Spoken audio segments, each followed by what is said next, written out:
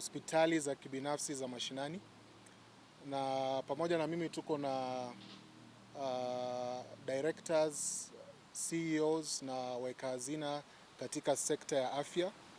Kwa hivyo tuna wakilishi wa hospitali kadha wa kadha kutoka sehemu mbalimbali za taifa la Kenya ambao wamejiunga na sisi leo, na kusudi kubwa la huu mkutano wetu ni kuongea kuhusu crisis ambayo tuko nayo katika shirika la bima la NHIF. In fact, ningependa kukuwa direct na niseme ya kwamba sisi kama wenye hospitali za kibinafsi na hata zile za mission hospitals, kwa maoni yetu, bima ya NHIF is on its deathbed. Ya kwamba bima ya NHIF kulingana na sisi kama washikadau katika sekta ya afya, NHIF inaangamia. Na tumeona kwamba juzi when His Excellency the President alikuwa anaongea na media houses, kuna swali ambalo aliulizwa kuhusu mambo ya afya, na katika zile statements ambazo rais alisema, kuna jambo alisema ya kwamba hospitali za kibinafsi zinasababisha NHIF kupoteza karibu 50% ya pesa ambazo NHIF inakusanya. Kwa hivyo serikali inaelewa ya kwamba NHIF iko katika hali mahututi, lakini lile jambo ambalo hatukubaliani nalo na ule usemi wa rais ni kwamba hospitali za kibinafsi na zile za mission hospitals ndizo zimesababisha NHIF kuangamia. Kulingana na maoni yetu, NHIF imeangamizwa na mambo matatu. Jambo la kwanza ambalo limeangamiza NHIF ni wakati ile bima ya matibabu ya walimu TSC Medical Scheme iliondolewa katika NHIF. NHIF ilipoteza kila mwaka shilingi bilioni 17, na hiyo imekuwa ikiendelea, na Wakenya wanapaswa kufahamu ya kwamba wale ambao waliondoa hiyo bima ya matibabu ya walimu ni watapeli, tenderpreneurs and government officials ambao walikuja pamoja wakaondoa hiyo bima. Jambo la pili ambalo limesababisha NHIF kuangamia ni ile kuondolewa bima ya matibabu ya Police Medical Scheme ambayo iliondolewa ikasababisha NHIF kupoteza shilingi bilioni 8 kila mwaka. Kwa hivyo kwa hizo scheme mbili kwa ujumla, NHIF has lost, imepoteza 25 billion shillings. Jambo la tatu ambalo limesababisha NHIF kuangamia ni ule utapeli ama utumizi mbaya wa fedha na wale wanaitwa board of directors na administration ya NHIF kuanzia mwaka wa 2018. Since 2018, kwa mfano ile infrastructure ya software ya NHIF ambao wanatumia kufanya kazi yao, kwa muda wa miaka 5 ambayo imepitwa imebadilishwa mara 3 na imegharimu hilo shirika la NHIF shilingi bilioni 3 mpaka wa sasa. Kwa hivyo sisi kama washikadau katika sekta ya afya, ni maoni yetu ya kwamba NHIF imeangamizwa kwa sababu ya misappropriation na ile utapeli ambao umekuwa katika hiyo wizara. Kwa saa hizi changamoto kubwa ambayo hospitali ziko nayo na ambayo maybe rais alikuwa anajaribu kuguzia ni jambo la malipo. Kuanzia mwezi wa June mwaka huu, hospitali hazijapata hela zozote kutoka NHIF. Wakati wanalipa 5%, wanalipa 10%. Hawa washikadau katika sekta ya afya hivi leo wanafuta wafanyikazi wao kazi, suppliers hawajalipwa, wale suppliers wa madawa, wengi wao hawezi mudu hata kulipa electricity bills ama water bills. Kwa hivyo tuko na announcement tungependa kuambia Wakenya. We would like to keep the hospitals open. Tungependa keep the hospitals open, lakini tuko katika critical condition. Ikiwa malipo hayatafanywa na serikali, na nimeweza kueleza mahali ambapo fedha zimeenda, hata mpaka wa leo National Treasury owes NHIF 26 billion shillings unpaid.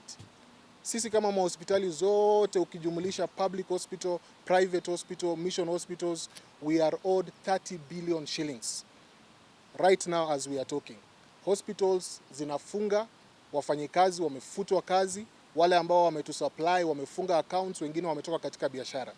Kwa hivyo tulikutana jana kama washikadau katika sekta ya afya na tukafikia mwafaka ya kwamba ili hospitali zetu ziendelee kuwa wazi kuanzia leo, na tulipatiana notisi kwa NHIF, kuanzia leo at least 60%, asilimia 60 ya zile services ambazo tunapatia kwa wale beneficiaries wa NHIF are going to be on cash basis.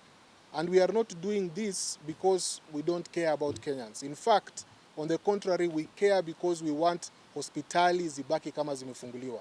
The only way suluhu itapatikana kwa hii shida ni treasury i-release zile pesa ambazo wameshikilia za NHIF, ambazo zilikuwa za police scheme, zilikuwa za teacher service, zile pesa ambazo ziko kwa county governments na parastatal zingine ambazo zimeshikiliwa, ili huduma za afya ziendelee kama kawaida. Kwa hivyo kuanzia leo outpatient services, kwa mfano katika hospitali ambazo sisi tuna represent, wale wagonjwa wa NHIF watakuwa wakilipa shilingi 1000 ili kuona daktari.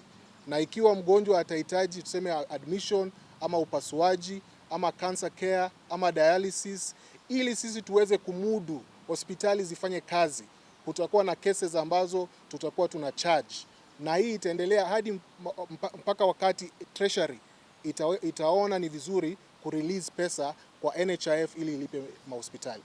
Asanteni. Kuna maswali?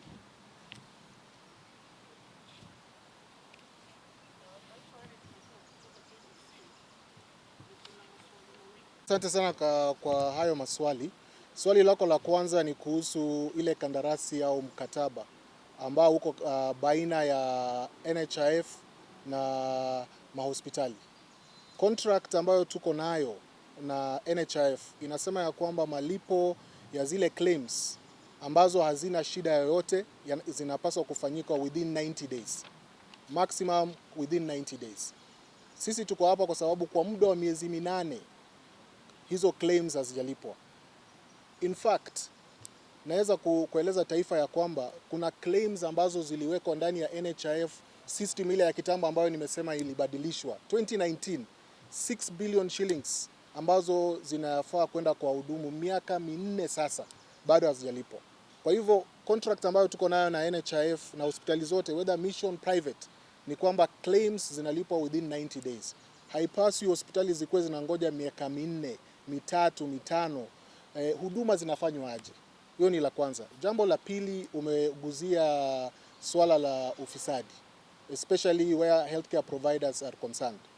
Ningependa taifa lielewe ya kwamba kila wakati hospitali zinauliza malipo siku hizi, lile jibu ambalo tunapewa ni ya kwamba but nyinyi ni wafisadi, kwa hivyo hampaswi kulipa. Ile swali tunauliza, of course kuna zile cases na ziko under investigation na ziko katika bunge la taifa, DCI wanaelewa. Hospitali ambazo zilitajwa ni karibu 8. NHIF database iko na zaidi ya hospitali 8,000, 8,000 hospitals. Zile ambazo zimetajwa only 8 hospitals. Utaweza aje kudhulumu hospitali 8,000 kwa sababu kuna hospitali kama 5, 9 ama 10 ambazo ziko na shida? Number 1. Number 2, database ambayo tuko nayo ya NHIF inaonyesha ya kwamba malipo ya NHIF asilimia 60, 60% of NHIF payment zinaenda kwa hospitali 100 peke yake. 100 hospitals out of 8,000 are responsible for receiving 42 billion. Kile sisi tungependa ni kwamba ikiwa kuna audit ama uchunguzi ambao unafanyikwa, isikuwe kwa hospitali 8 peke yake. We have at least 100 hospitals in Kenya ambazo ziko responsible na zinajulikana. They are public, private, mission, all of them they are known. They are responsible for over 60% of money which NHIF is paying. We want all of them audited if the process has to be fair. So we don't support corruption, but the fight against corruption in the health sector should not be used to punish wale providers ambao wanafanya kazi vizuri. Huo ndio msimamo wetu.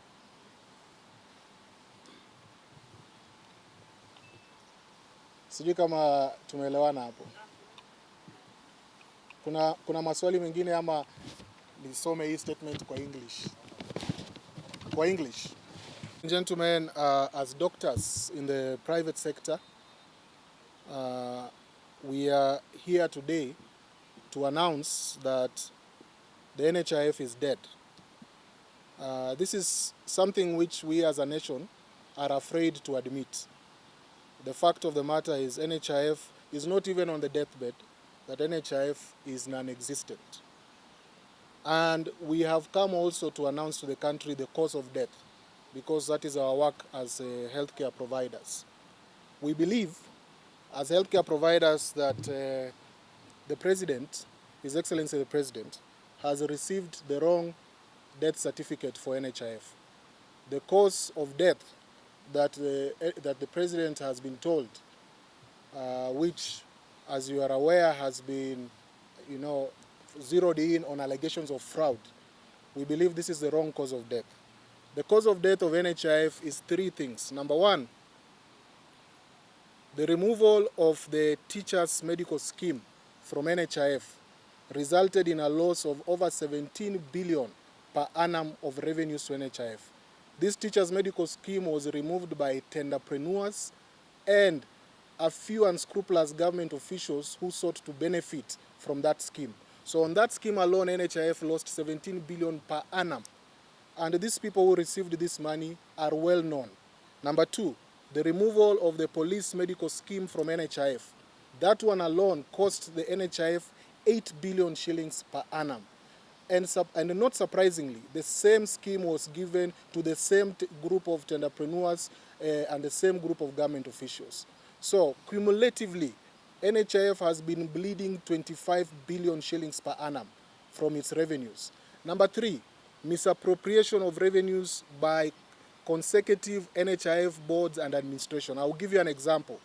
In the last 5 years alone, the NHIF has contracted providers for software 3 times, and they have lost in that process 3 billion shillings, which is, contributors' money. And to this day, they still don't even have a software to use. So you can see where the money is going. So what we as providers are concerned about is what looks like a well-designed scheme to tarnish mission hospitals and private hospitals as looters of NHIF, while in fact, the vast majority of mission hospitals, private hospitals, serve Kenyans selflessly. It is the government of Kenya which owes healthcare providers, all of them, public, private, mission, over 30 billion Kenya shillings. Therefore, to protect the citizens of this country and to ensure that healthcare services will continue without disruption, we today announce that for NHIF beneficiaries, NHIF cardholders, up to 60% of services will be on a cash basis. All hospitals will charge a fee of Kenya shillings 1,000 for outpatient care. Admissions, surgeries, maternity care, cancer care, dialysis will also be subject to cash payment on a case-by-case basis. These measures will continue until the National Treasury releases to NHIF the over Kenya shillings 26 billion it owes the fund in outstanding debt, so that NHIF can pay healthcare providers. We sympathize with Kenyans. We are also Kenyans, and we also have family who are unwell, who need medical care. But we sympathize with them during this festive season. But our word of advice to Kenyans, as you travel to your rural areas in this festive season, carry some cash for medical expenses. Have some money on you. Our nurses need to be paid. Our suppliers have not been paid for many months now. And we need to keep the lights on. We need to pay electricity bills. Because of this situation, we have no other option left to us. We will not allow NHIF to transition to the Social Health Authority while it still holds debts for hospitals. Dawa ya deni ni kulipa. Dawa ya deni ni kulipa. And as we have often come to learn now, there are no solutions for financial delinquency, only consequences. So we expect that the National Treasury will release the money so that things can normalize. The crisis in the health sector is worse than the crisis at JKIA, which everybody is trying to solve. Nobody has died from JKIA. But today, Kenyans are dying because there are no drugs, nurses are undermotivated, and suppliers have not been paid. This is a matter of national urgency. Thank you. Yes.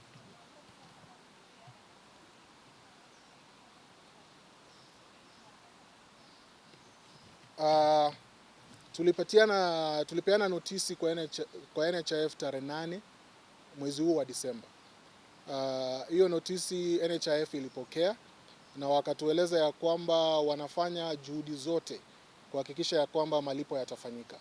Na ile ahadi ambayo tulikuwa naye ni kwa malipo yangefanyika kufikia tarehe 15 mwezi huu. Lakini tarehe 15 ikafika na ikapita. Na zile hospitali chache ambazo zilipata malipo kidogo kama 5%, 10%.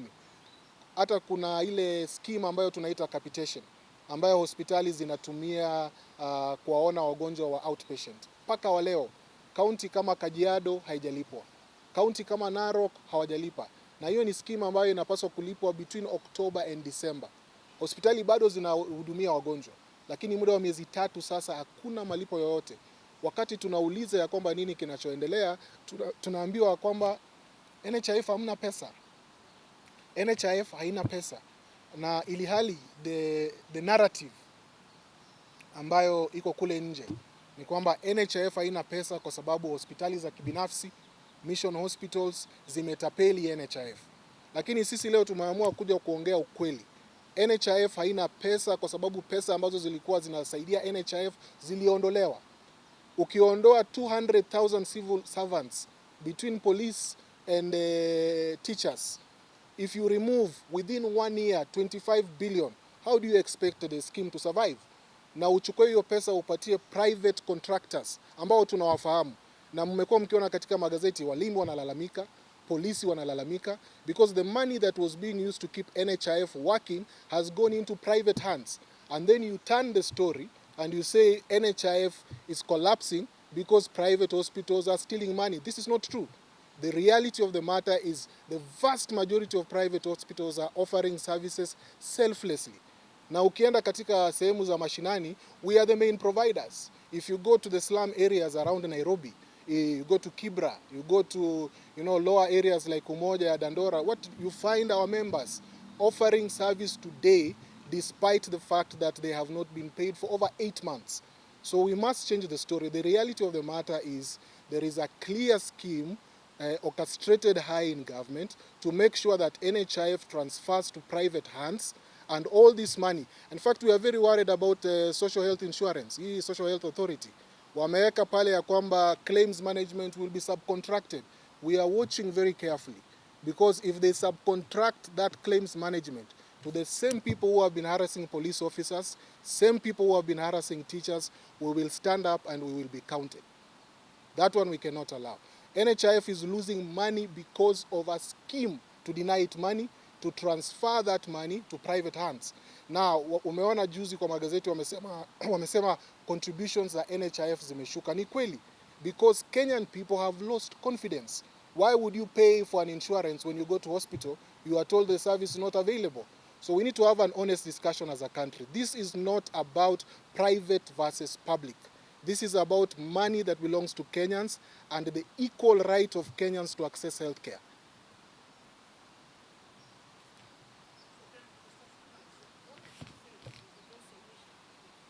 So solution number 1, nimesema dawa ya deni ni kulipa. Number 1, release money that you owe providers. Today, I know, and government officials will not accept this, but the CS Ministry of Health is probably begging CS Treasury for a little money to ease the pressure. For us, what we are saying to the CS Treasury, this is not negotiable.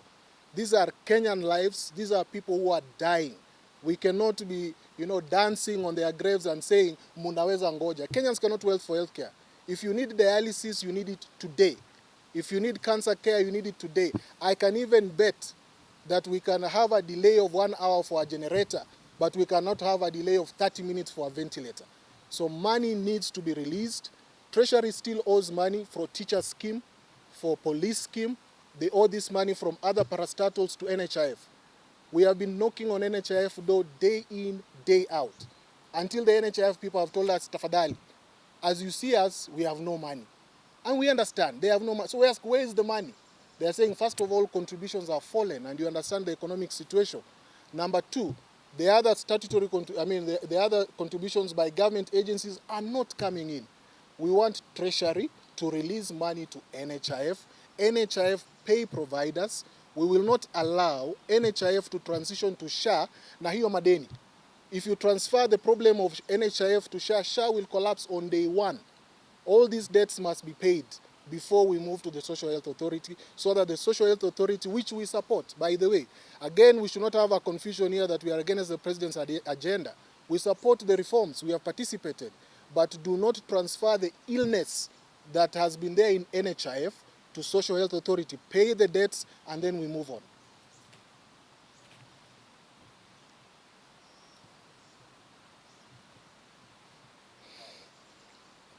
Tuko sawa?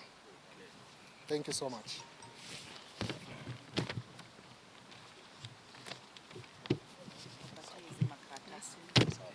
It's a pleasure. It's a pleasure, man. Napenda. I think we all just want.